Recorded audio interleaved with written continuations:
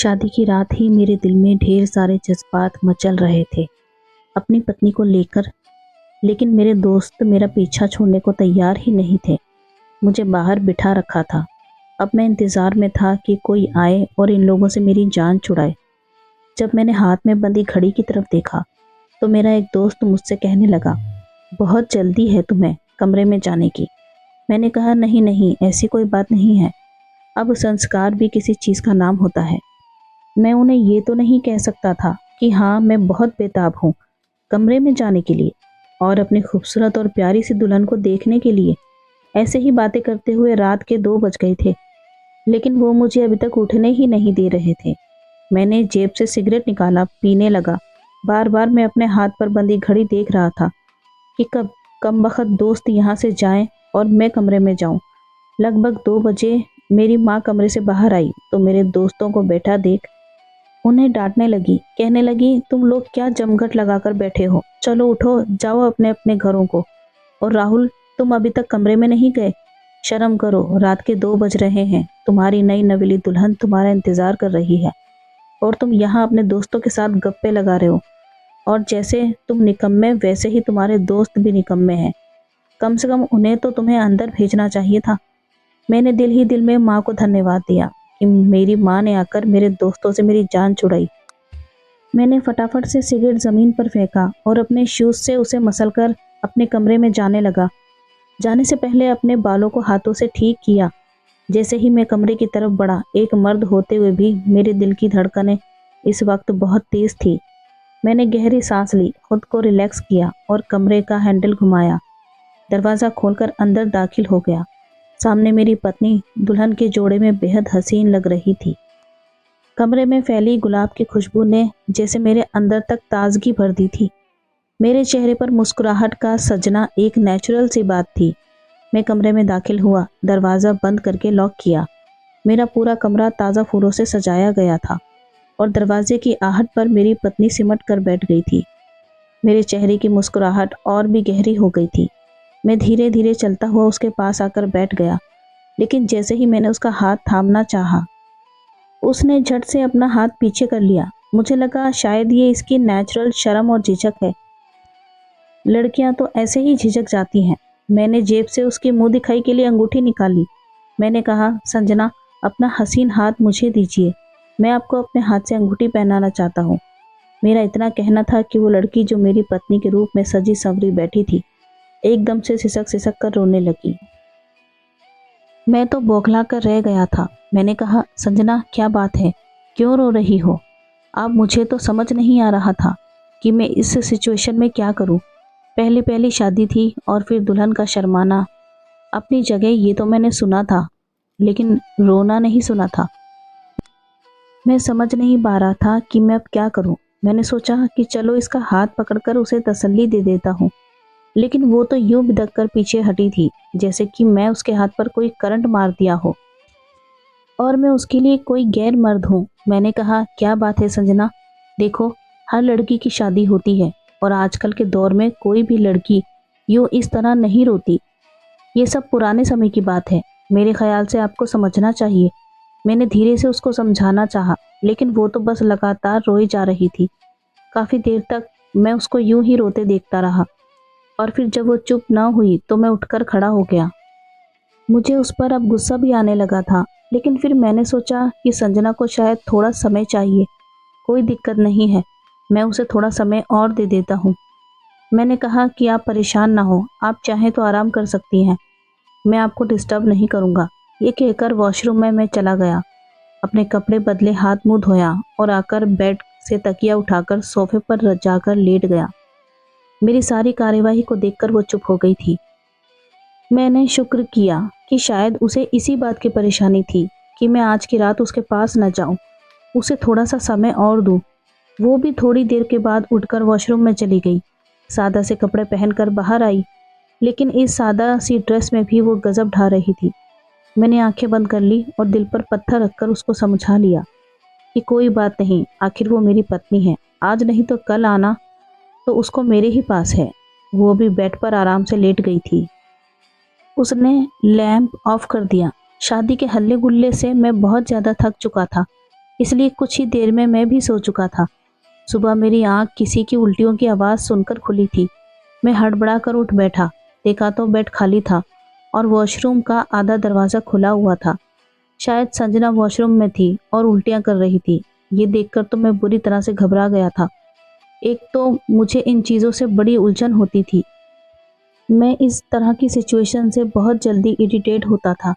शायद रात के खाने से उसकी तबीयत खराब हो गई थी। क्या मुसीबत है? भाई मैं सर पकड़कर बैठ गया। मैं चाहकर भी इस मामले में संजना की कोई मदद भी नहीं कर सकता था। इसलिए मैं बाहर बैठा उसके बाहर आने का इंतज़ार करने लगा।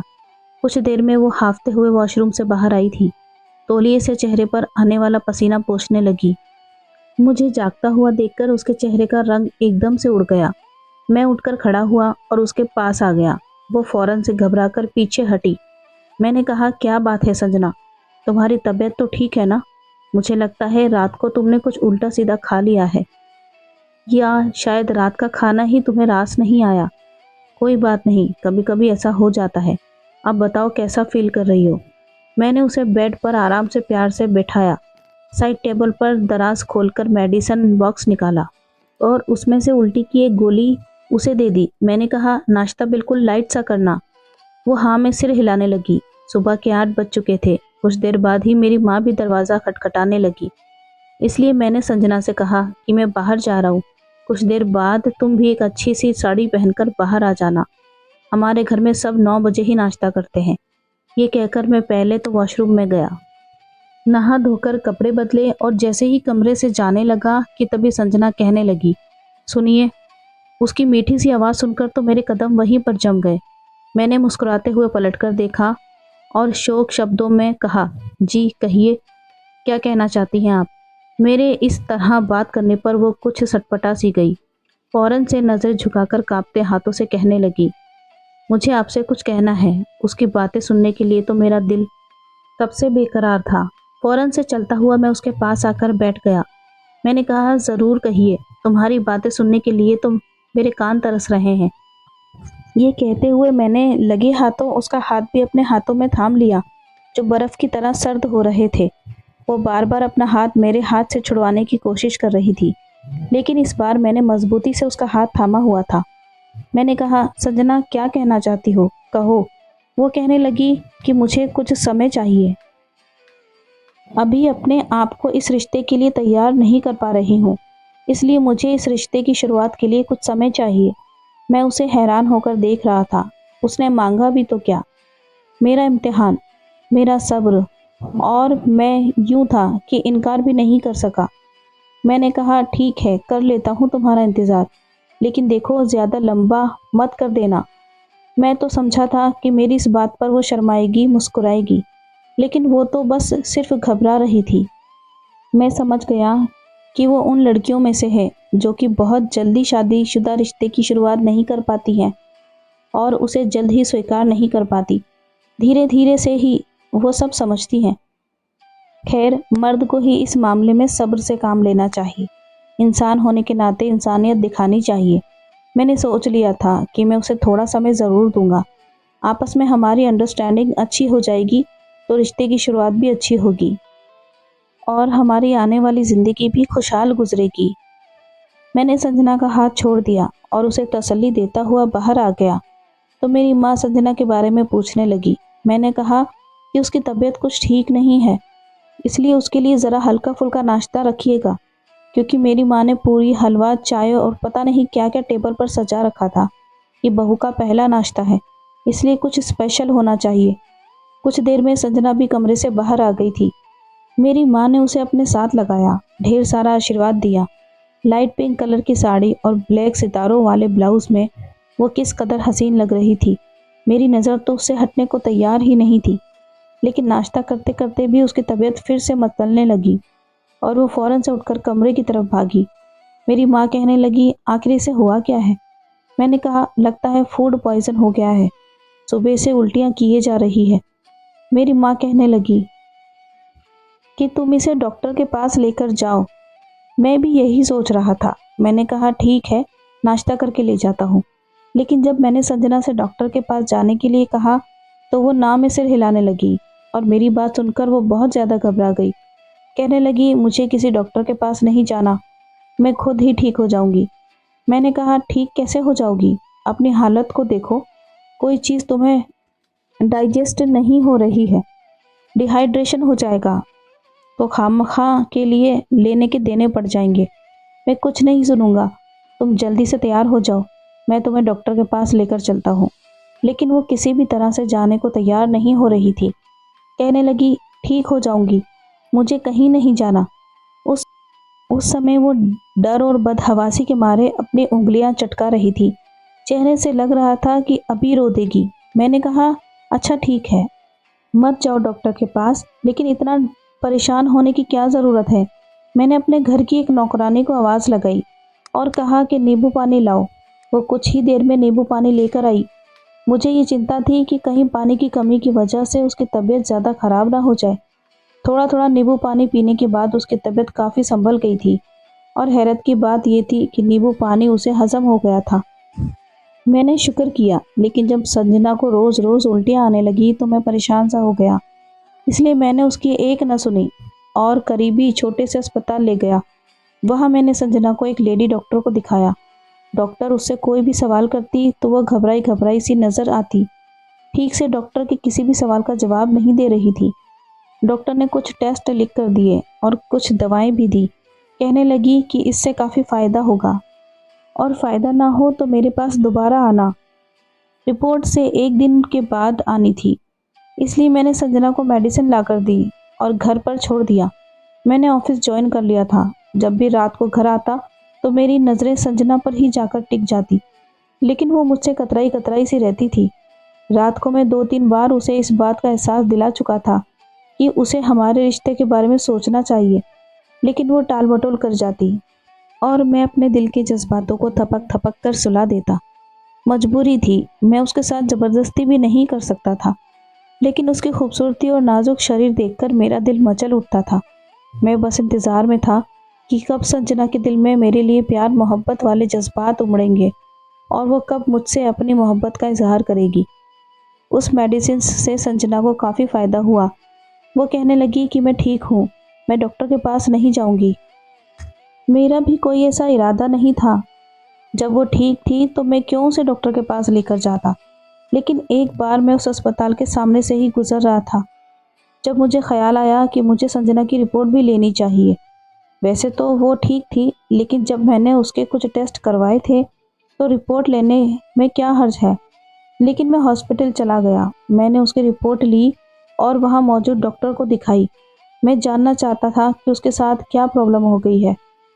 वो जो रेगुलर उल्टियाँ कर रही थी और जो खबर डॉक्टर ने मुझे सुनाई, मेरे कानों में से सीटियाँ सी बजने लगी। मुझे तो अपने कानों पर विश्वास ही नहीं हो रहा था। मैंने कहा, डॉक्टर आप ये क्या कह रही हैं?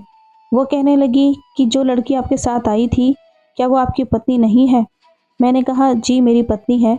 वो कहने लगी, तो फिर आप इतने हैरत में क्यों दिख रहे हैं? शादी हुई है आपकी? तो जाहिर सी बात है, औरत का प्रेग्नेंट होना कोई अनोखी बात तो नहीं। मेरा दिमाग बुरी तरह से चकरा कर रह गया था। मेरी शादी को अभी सिर्फ 8 दिन ही गुजरे थे और मैंने अपनी पत्नी को छुआ भी नहीं। फिर वो प्रेग्नेंट कैसे हो सकती थी? मैंने कहा कि कहीं रिपोर्ट बदल तो नहीं गई। हो सकता है कि एक जैसे नाम की और भी कोई रिपोर्ट हो। रिपोर्ट आपस में बदल गई हो। मुझे तो अब भी विश्वास नहीं हो रहा था। मेरे साथ इतना बड़ा धोखा कैसे हो सकता था? डॉक्टर कहने लगी, ऐसा कुछ नहीं है, ये आपकी पत्नी की ही रिपोर्ट है। उसकी प्रेगनेंसी का ये दूसरा महीना लग चुका है। मुझे तो सुनकर ही अलग सांस ही नहीं आ रही थी। ये कौन सी हकीकत थी जो मुझे मालूम हो रही थी? और फिर मुझे याद आने लगा कि वो शादी वाली रात बहुत रो रही थी। इसका मतलब उसका किसी और मर्द के साथ चक्कर था, जो इस हद तक पहुंच गया था कि वो प्रेग्नेंट हो चुकी थी। मैंने अपने चकराते सर को अपने हाथ से पकड़ लिया। अस्पताल में रुकना मेरे लिए मुमकिन नहीं था। मैंने वो रिपोर्ट पकड़ी और जेब में डाली। मैं घर आया तो मैं बिल्कुल चुपचाप था। मेरी माँ कहने लगी, क्या हुआ, इतने चुप चुप क्यों हो? तबीयत तो ठीक है ना तुम्हारी? मैंने कहा, माँ मेरे सर में बहुत दर्द है। मैं ये बहाना करके जैसे ही कमरे में दाखिल हुआ, संजना वॉशरूम में थी और उल्टियाँ कर रही थी। इसका मतलब उसे फ़ायदा नहीं हुआ था। उसने मुझसे झूठ बोला था। अब तो मुझे डॉक्टर की बात का पक्का विश्वास हो गया था, क्योंकि ऐसी हालत में ही औरतों को उल्टियाँ नहीं रुकती। जैसे ही वो वॉशरूम से बाहर आई, मुझे देखकर घबरा सी गई। तौलिए से अपना चेहरा पोंछने लगी।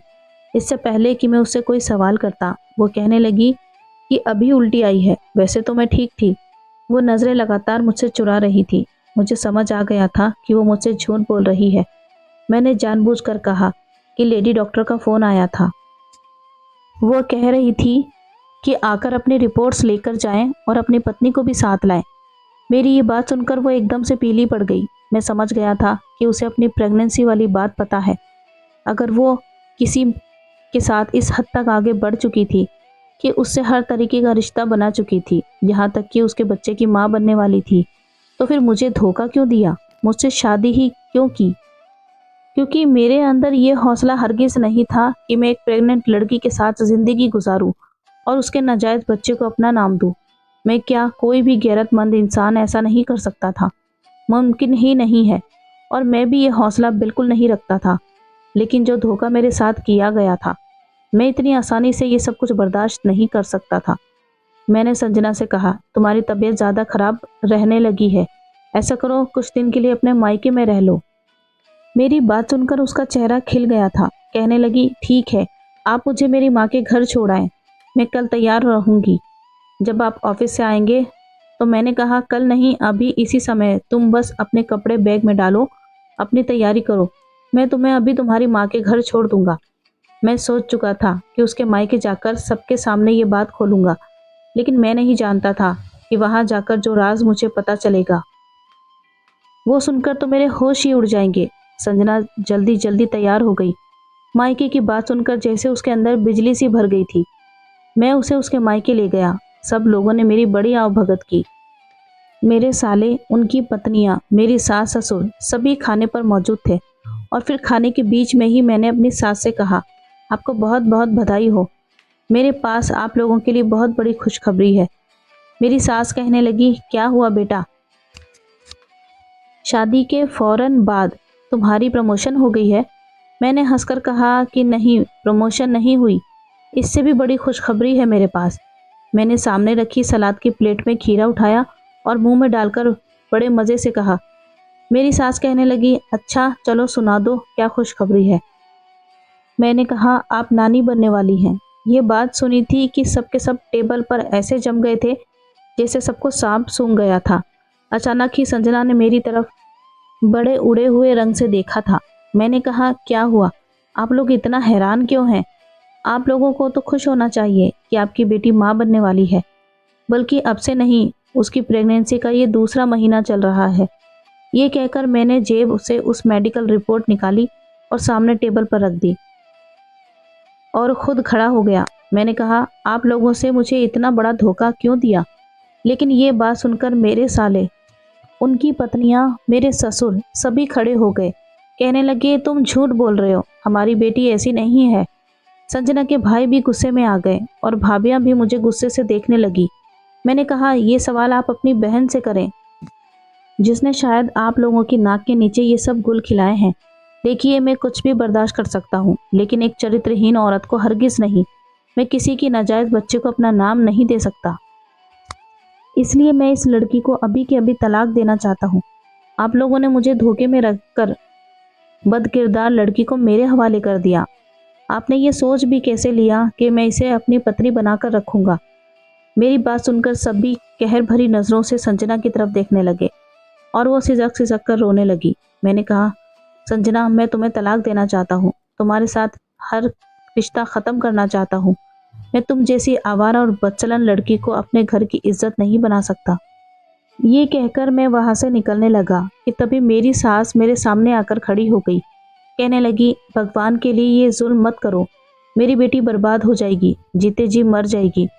वो बहुत मासूम है, तुम्हें सच्चाई नहीं पता। पहले सारा सच जान लो, फिर अपना फैसला सुनाना।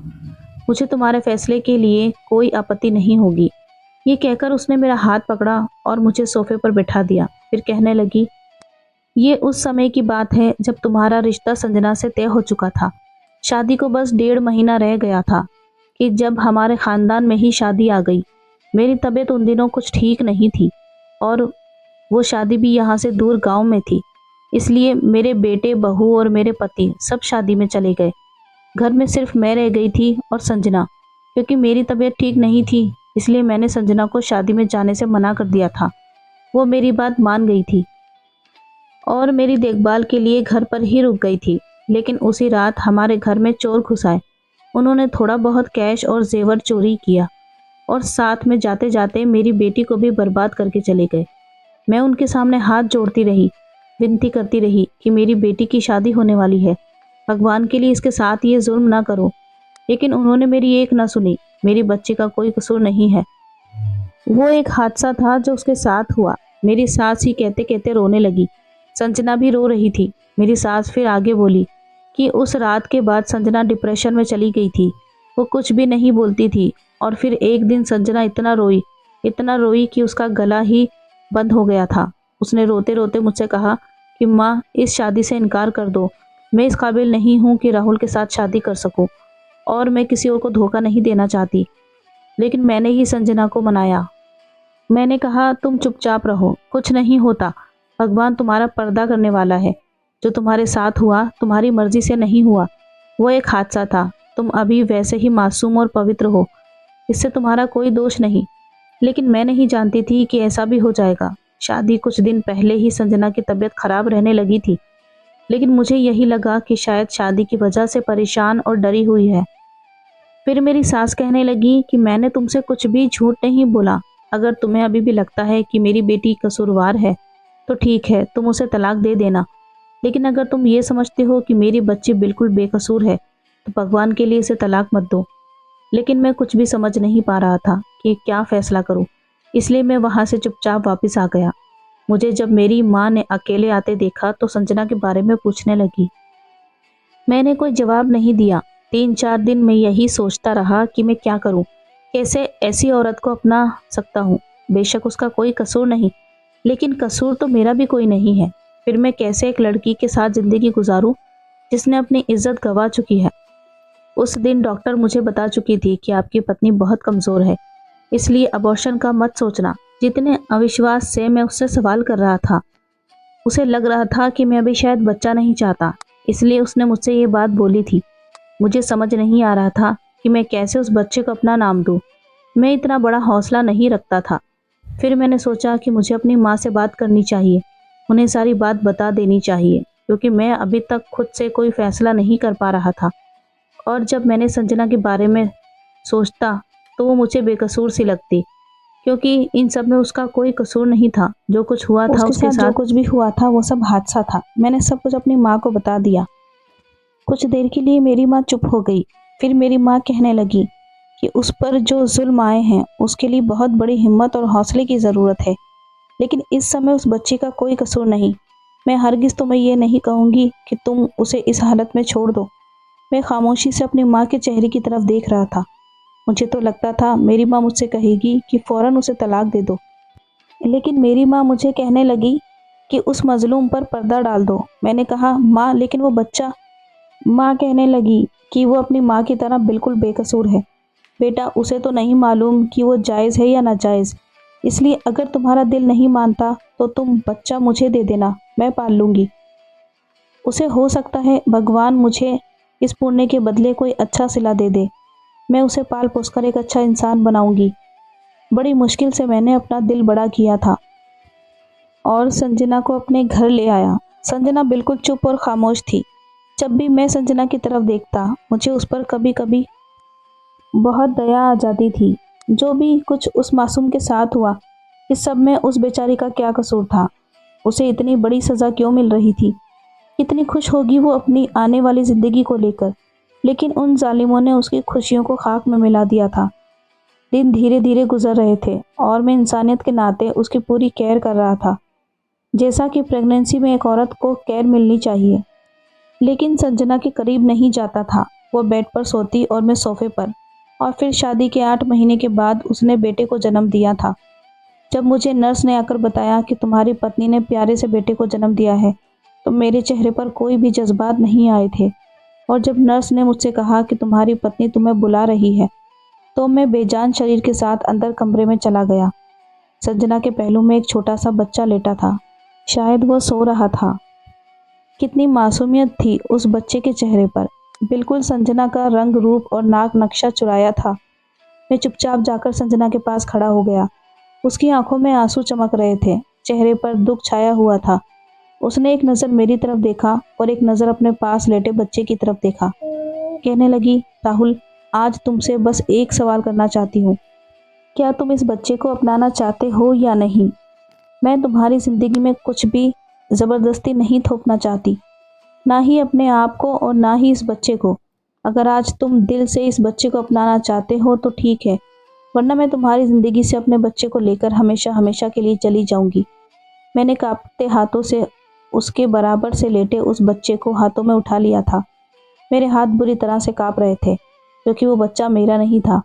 मेरी आंखों से आंसू बह रहे थे, लेकिन मैंने उस बच्चे को अपने सीने से लगा लिया, उसके माथे पर प्यार किया। मैंने कहा, मैं इस बच्चे को दिल से अपनाता हूँ, क्योंकि जो कुछ भी हुआ उसमें तुम्हारा कोई कसूर नहीं और ना ही इस बच्चे का।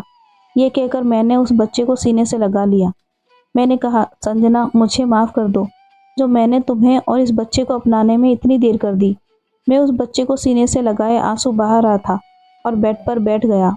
मैंने संजना का हाथ पकड़ लिया। मैंने कहा, संजना, आज से ये मेरा बच्चा है, इसे मैं अपना नाम दूंगा। मेरी बात सुनते ही संजना तड़प तड़प कर रोने लगी थी। मैंने कहा, अब क्यों रोती हो? अब तो दुख के बादल छट चुके हैं। और अगली बात जो संजना ने मुझे बताई, मेरा दिल धक से रह गया था। मेरे हाथ पैर कांप उठे थे। संजना कहने लगी, ये बच्चा इस दुनिया से जा चुका है। शायद इसकी इतनी ही जिंदगी थी। जन्म देने से कुछ ही मिनट बाद तक इसकी सांसें चल रही थी और फिर ये दुनिया से चला गया। मैंने तुम्हें इसलिए नहीं बताया था क्योंकि मैं देखना चाहती थी कि तुम इस बच्चे को अपनाते हो या नहीं। तुम्हारा दिल कितना बड़ा है। अगर मैं तुम्हें पहले ही बता देती कि बच्चा मर चुका है तो शायद मैं तुम्हारी मोहब्बत को देख नहीं पाती। लेकिन मैंने तुम्हें नहीं बताया कि बच्चा मर चुका है। राहुल, मैंने इस बच्चे को 9 महीने तक अपनी कोख में रखकर पाला था। एक माँ जो जो तकलीफ और दर्द सहती है, वो सब मैंने इस बच्चे के लिए सहा था। भले ही ये बच्चा किसी के पाप की निशानी थी, लेकिन ये मेरा बच्चा था। मेरे शरीर में पलकर इसने जन्म लिया था। इसकी मौत पर मैं भी अंदर से टूट चुकी थी, लेकिन मैं देखना चाहती थी कि इस मासूम से बच्चे को तुम अपनाते हो या नहीं। और आज मेरे दिल को बहुत सुकून है, राहुल, कि मेरा बच्चा बेनाम इस दुनिया से नहीं जाएगा। ये कहकर संजना फिर से फूट फूट कर रोने लगी। मुझे बहुत दुख हुआ था। मैंने एक नज़र फिर उस मासूम से बच्चे पर डाली। कितना प्यारा और मासूम था। मैं उसे दिल से अपना चुका था, लेकिन शायद भगवान को यही मंजूर था। मैंने उसके माथे पर आखिरी बार प्यार किया और संजना को अपने साथ ले लिया। मैंने कहा, चुप हो जाओ, अब हमारी ज़िंदगी में कोई और दुख नहीं होगा। भगवान की देन थी, उसने तुमसे वापस ले ली।